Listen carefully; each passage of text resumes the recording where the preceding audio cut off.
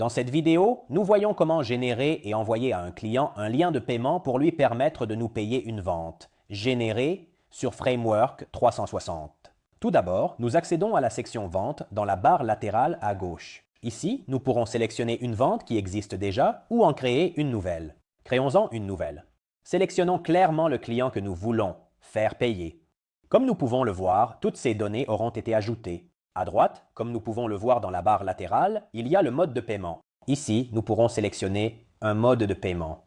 Allons dans l'onglet Panier et ajoutons un produit. Par exemple, appelons-le Produit, Test. Mettons un prix de 10 € par exemple.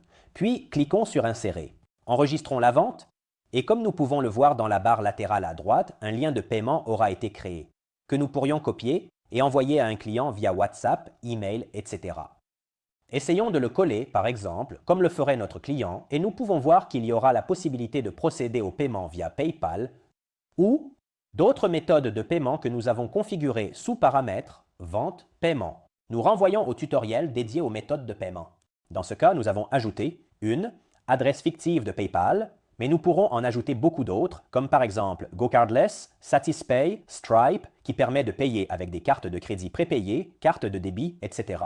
Une fois que nous avons ajouté nos méthodes de paiement préférées, le client, via ce lien pratique que nous lui avons envoyé, pourra procéder au paiement par la méthode de son choix. Une fois le paiement effectué, nous, en tant qu'entreprise, recevrons une notification par email qui nous informera du paiement effectué. Et ici, en effet, la méthode de paiement sera celle choisie par le client, par exemple PayPal, avec l'état du paiement encaissé et l'état de la commande en cours de traitement.